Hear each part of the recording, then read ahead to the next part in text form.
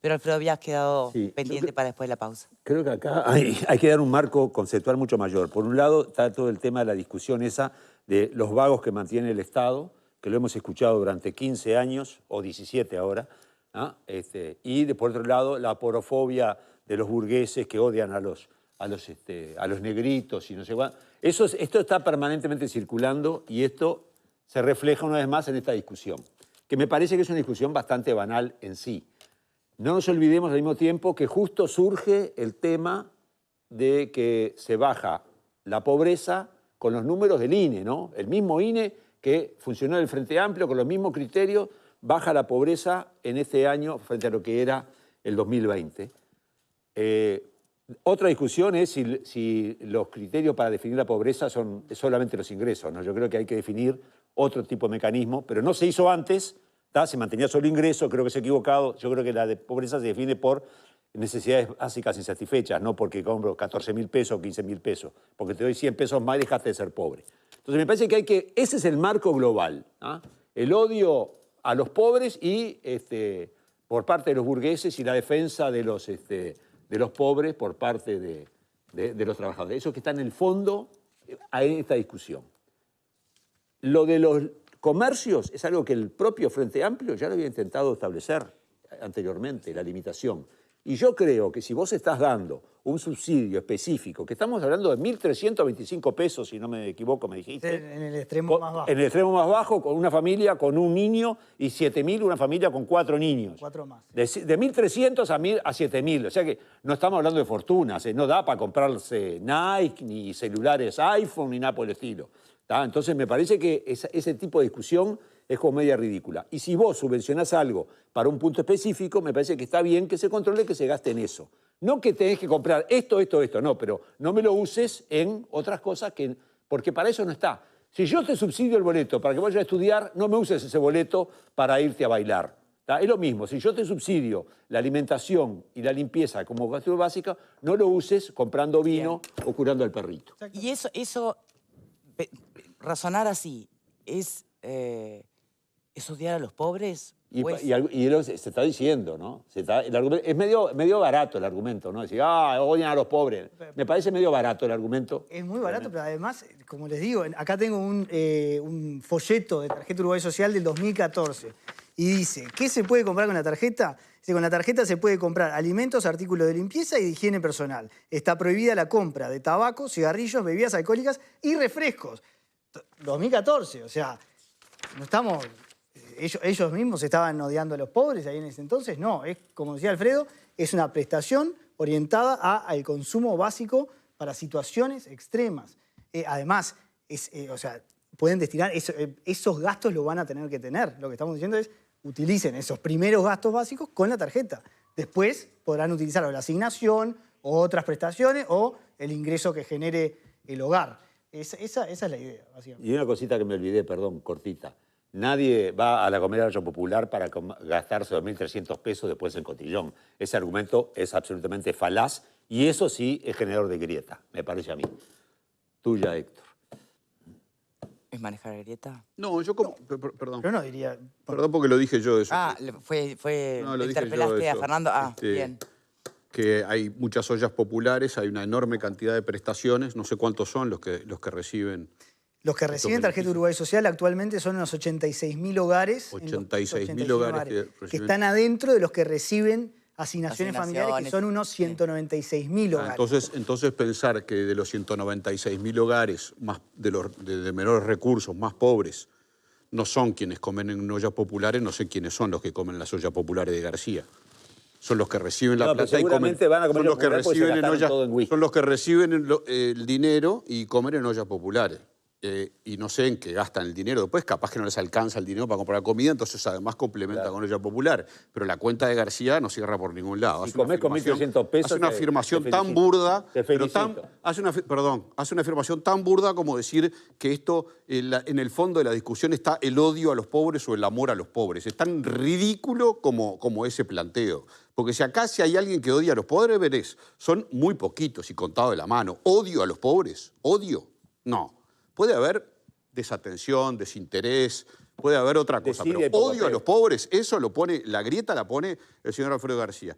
No, estás equivocado, querido. Si vos me planteás que la gente va a comercio popular y se gasta la plata que le da el Mides para otras cosas, que va al gran consumo de whisky en los barrios marginales, no seas malo. 1.300 mangos, ¿de qué estás hablando? Pero no es consumo de whisky, Alfredo. No, pero decís, van a comercio popular, prefieren ir a olla popular a comer, se nota que nunca pisaste una olla popular. Sí, ¿cómo no? Y se gastan la plata en otra cosa. Claro, sí, seguro que sí. A ver, capaz que el punto no es entrar perdonen, me parece que si nos concentramos en valorar en qué gastan o no el dinero las personas más pobres, me parece que eso es lo que huele feo. No creo que tengamos que entrar en las decisiones personales de qué uso se hace con los dineros.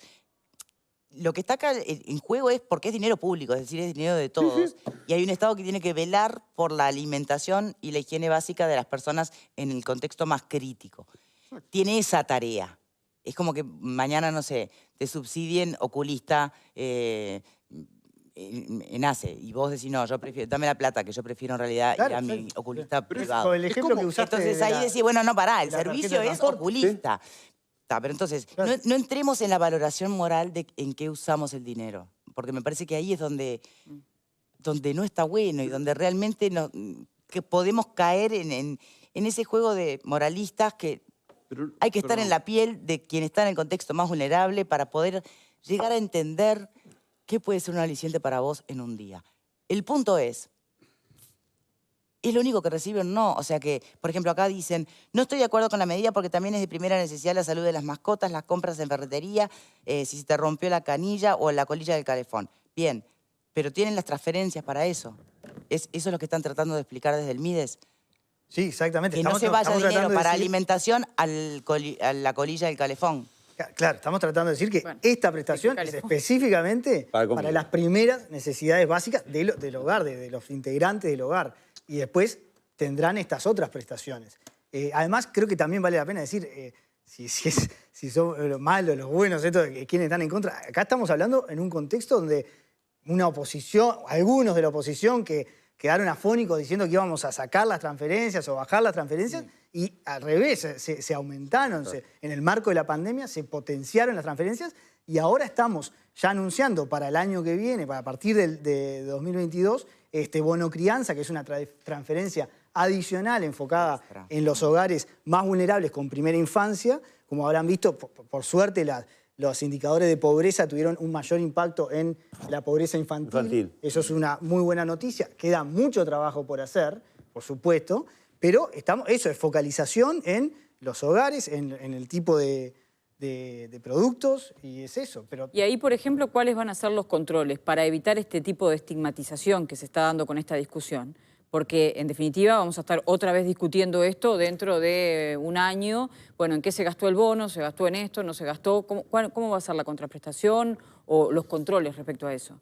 No, bueno, va a estar alineado a lo que estamos haciendo con estos comercios. Son esta red de comercios solidarios, van a tener estas limitaciones y esta focalización de estos rubros, y eventualmente con el avance en la segunda etapa, donde se va a poder volver a la trazabilidad y eventualmente a una tranca informática de productos, ahí podremos finalmente evaluar eso, de qué se gastó. Pero por supuesto la idea no es estigmatizar ni nada, sino que es focalizar los recursos finitos que tiene el Estado para una prestación específica, a una población específica, y también en toda esta discusión lo importante es generar confianza y credibilidad en todo el sistema, porque si no puede pasar eso, que uno dice, están gastando en cualquier cosa, o ven estos comercios y dicen, no, pero ¿en qué se va? Entonces, yo creo que en el trasfondo también está una cosa, es decir, el programa tiene este objetivo y nosotros estamos tomando medidas para instrumentar esos controles y digamos, esa focalización.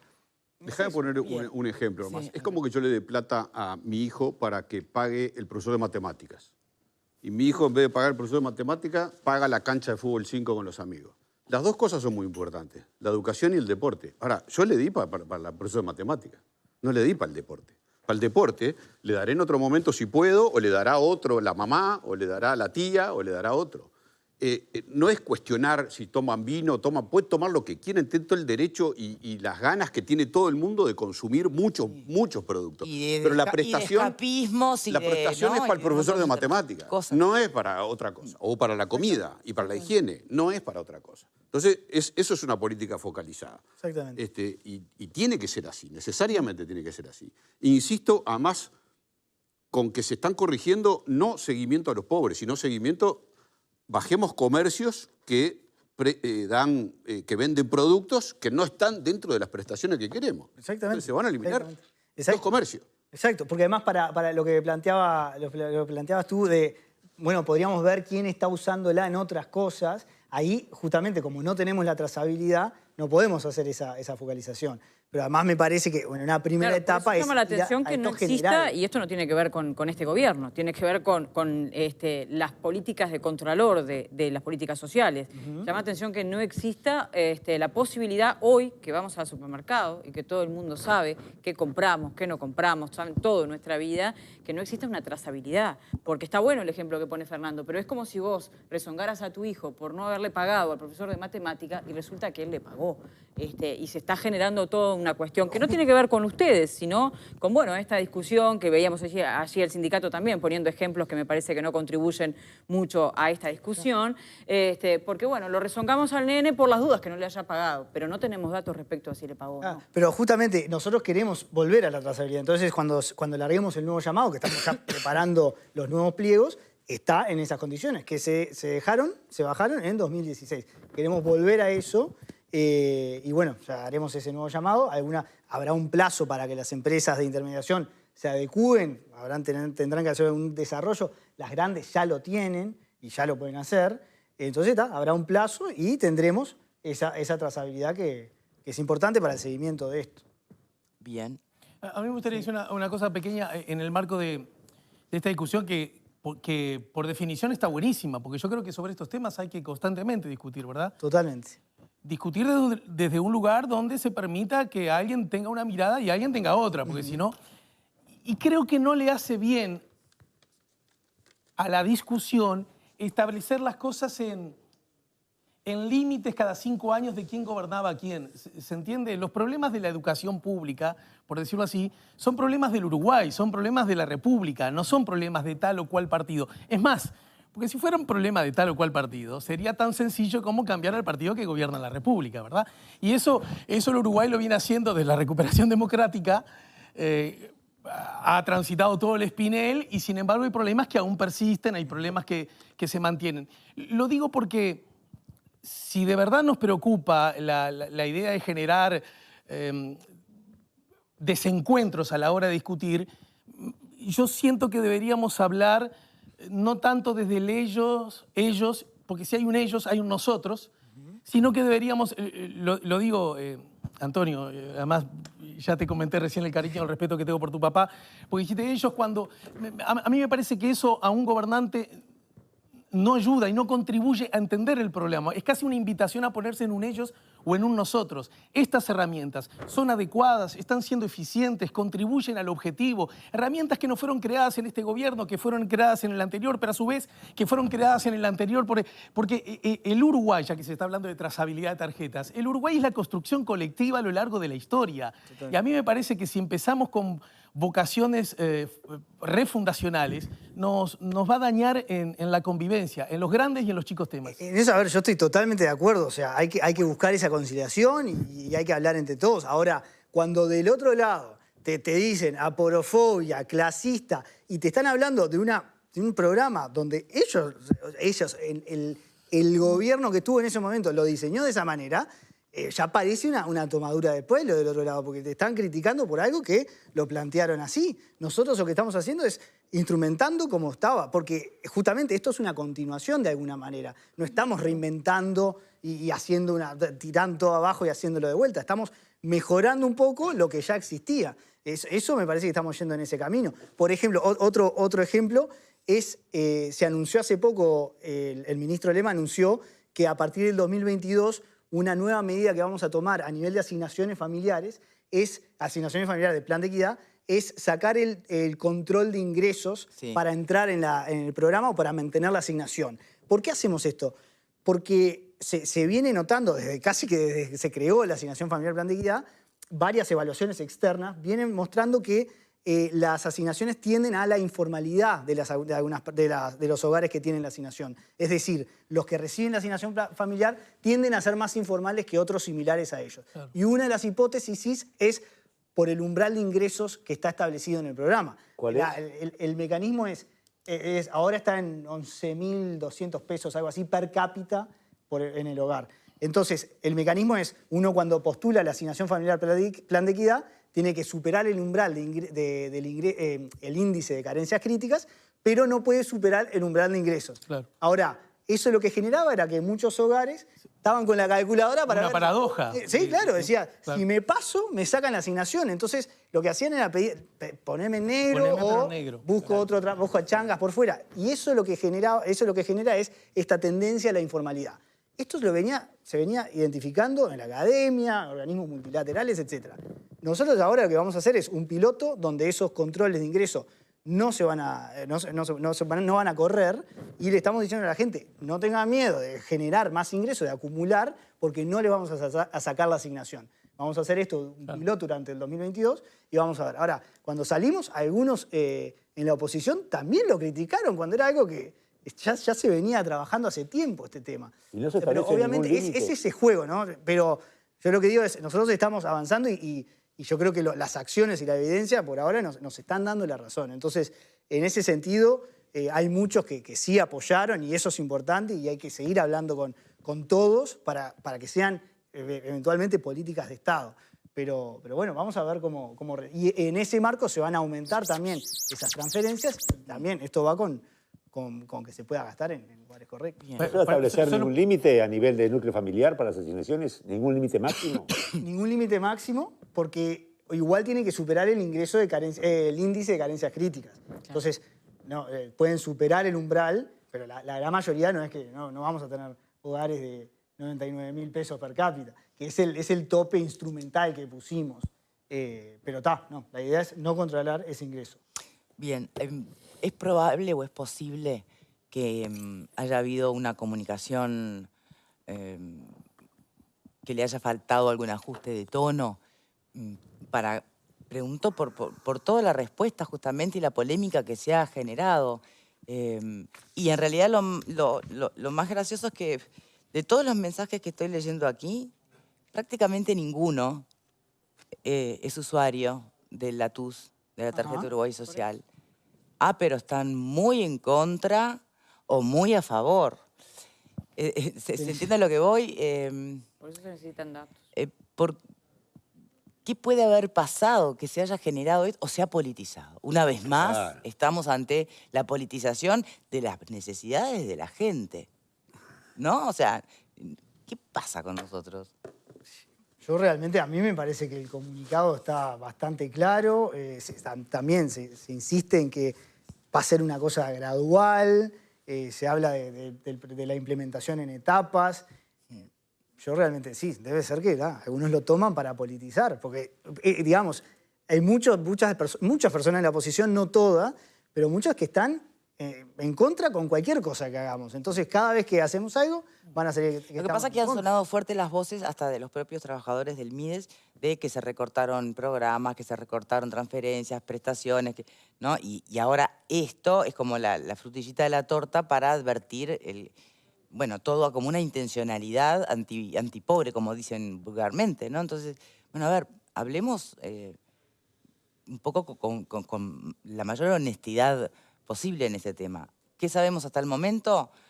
Que el MIDES tiene programados, ha hecho ya aumentos de asignaciones y prestaciones, tienen programados más para el año 2022. Esto de los umbrales de ingreso, Bien. Más gente participe. Esta medida puntual y concreta que podría tener en una primera lectura rápida, sí, esa cosa de, me suena a control de gasto, ¿no? Por parte de los beneficiarios. También, usted entiende que puede ser válido tener esa primera sensación, ¿no? Yo la tuve. Bueno, sí, nosotros no queremos ir a eso, porque además, los ejemplos de los comercios que se dan de baja, creo que es sentido común. Sí, no, después que uno escucha y analiza y y escucha explicaciones, bueno, termina de Además entender un poco sigue más. habiendo cierta flexibilidad Sí, en el sí, sentido sí, de que, por ejemplo, hay rubros que son supermercados, Claro, ¿no? tiene Los de vamos a todo. ver, y ahí hay un montón de está cosas. cla- O sea, está claro, si sí. hay como cierta o sea, margen. Ahora, en las cosas que son, que distan mucho de necesidades básicas, vamos a proceder a darlo de baja. No me parece que haya mucho misterio ahí. Entonces sí, capaz que es algunos tratando de politizar esta medida, pero bueno, nosotros estamos convencidos que esto hay que hacerlo y hay que cumplir con el objetivo y darle credibilidad a este sistema y cuidar los recursos finitos del Estado. Porque, insisto, esto se hace en un marco de aumento de transferencias. Entonces, eso es una parte que Bien. tiene que estar, Bien, ahora el equilibrio. voy a hacer una pregunta que podría parecer menor, pero bueno, como justo vienen las fiestas, ¿no? ¿Sí? Esta medida va a afectar la posible utilización de la TUS tal vez en elementos que sean, si se quiere, más superfluos, pero que usted sabe cómo es el sentir de todos, desde el más encumbrado al más humilde, con las fiestas y con las ganas de por ahí traer un chirimbolo a la casa, o Mira, un o sea, regalito, un sí, turrón, a ver, yo qué sé. Naturalmente nosotros no queremos sacarle el regalo de Navidad a nadie, por supuesto que no. Pero, insisto, esta implementación de estos comercios se va a hacer paulatinamente, no es de un día para el otro. Tenemos bien. que cumplir con plazos en el contrato y todo. Bien. Entonces, no va a ser de un No es día que para el esta otro. Navidad... No, pero además es eso. Capaz que el momento- Pero además vos podés ir, ¿Cuándo es el perdón, momento? pero podés ir a un supermercado y comprar los chirimbolos para Navidad, los turrones, cosas de informática, podés comprar todo. Bueno, No- entonces el cambio no no cambia. está prohibido el Con coso, las, pero con- es que- con lo- es con que las es eso. transferencias de dinero que vienen por otro lado, con la asignación. No, con esa misma plata, porque lo que no van a controlar a la gente que recibe la prestación, van a controlar a los comercios que dan la prestación. Pero Claro, hay entonces- los supermercados la medida que es venden. Se insuficiente reduce. para lo Pero, que se por quiere. ejemplo, un Se- supermercado sí, te vende posiblemente sí. alimentación, higiene y y cosas superfluas. Y el alimento también. para el perro también. Sí, pero si Entonces, compra los ¿cómo chirimbolos se- en el supermercado, se hace ahí? lo paga con Sí, en un principio, en esta primera etapa de focalización de rubros de comercio, van a poder seguir comprando en ese margen. Obvio. Eventualmente, en la segunda etapa, Reduce, ordena. podremos poner No ordena específicamente alguna limitación 500 comercios. de sistema a nivel de tabaco, alcohol, cigarrillos, y capaz que hay otra cosa. Esto es una cosa en constante mejora y evaluación. Bueno, tenemos que evaluar todo esto también. Sí, yo Entonces, creo que lo es una cosa de mejora continua. Pero en una primera etapa, los supermercados están. Muy bien. O sea que pueden ir a comprar cigarros a un supermercado. No, porque... Cigarro. Pero eso Buena ya estaba pregunta. prohibido de antes. Eso ¿eh? estaba prohibido de antes. Ah, porque mucha gente está escribiendo, con esta prestación se Y compra... bueno, porque al no haber Claro. controles puede pasar, obviamente. Puede pasar y... Digo, a ver. Claro, Vivos, pero con esta recomendado, medida y que las ustedes vueltas- están tomando, ¿eso cambia? En los contratos que firman los comercios digamos, se obligan a no vender estos tres productos. En el contrato, normativamente no pueden. ¿Qué Nosotros son? con el ¿Cigarros? segundo- ¿Qué más? cigarros, tabaco y alcohol. Nosotros en esta segunda etapa, cuando tengamos estas empresas que permiten la trazabilidad y eventualmente trancas por sistema, vamos a poder bloquear códigos de barra y entonces con la tarjeta no van a poder pasar eso. Más allá de que hoy por hoy no lo pueden hacer Claro, por pero no se contrato. controla en definitiva. Si desde el 2014 no hay datos, no se controla. Bien. En definitiva, si se va al génesis o al origen, es hacer cumplir lo que fue escrito en el 2014, ¿no? Perdón, en el 2000... Esto ¿cuándo es es la del- TUS? la TUS es del 2000, fue mutando del PANES al plan de equidad, del 2006 era tarjeta alimentaria, después pasó a la TUS. O sea, la génesis fue esa siempre. Fue esa. Claro, en realidad la medida se Bien. podría criticar por quedarse corta, pero no por la medida. en sí. Vaya, qué falta. Claro, capaz que se queda corta. Debería ir mucho más a fondo Bueno. para hacer cumplir la ley, lo que está escrito, digamos, Bueno. no la ley. Faltan Se controles. agradece que sea gradual, se agradece que sea, bueno, mano dura, ¿sabes? con toda la delicadeza posible, ¿no? Exacto. Sí, sabemos que estos son temas delicados, pero a ver, está claro para el objetivo de la prestación y la situación de los hogares. O sea, No, hoy creo que lo expresó con muchísima claridad usted mismo, Mansi. Después, claro, está quien quiera escuchar y entender o quien sea muy arraigado de algún preconcepto, ¿no? O de alguna sensibilidad particular. claro. En esto todo es válido, por supuesto. Lo importante, me parece, es lo que vayan a pensar, sentir y cómo lo van a experimentar los propios beneficiarios y eso llevará también un tiempo de estudio, supongo, ¿no? Sí, sí, sin duda. Y además también pensando en los propios beneficiarios, que la gran mayoría lo utiliza para lo que tiene que ser Y por utilizado. eso, esto no le va a cambiar. No le va a cambiar y pone en riesgo también, o seguramente no les gusta que otros utilicen en cosas que no son de primera necesidad. O vecinos que también están en una situación muy crítica y tal vez todavía no son parte del programa o porque no pasan el umbral, no lo tienen. Y ven que se está gastando en estas cosas. Es que la justicia y la equidad es un desafío enorme. Claro. Y mientras tanto, nosotros también quisiéramos ver, como por ejemplo, que también son fondos de todos, los parlamentarios gastan sus viáticos, ¿no? Digo, porque sí. Lindo tema. Está. En fin, muchísimas gracias de verdad por habernos acompañado. Entonces, Antonio Mansi, director nacional de transferencias y análisis de datos del MIDES.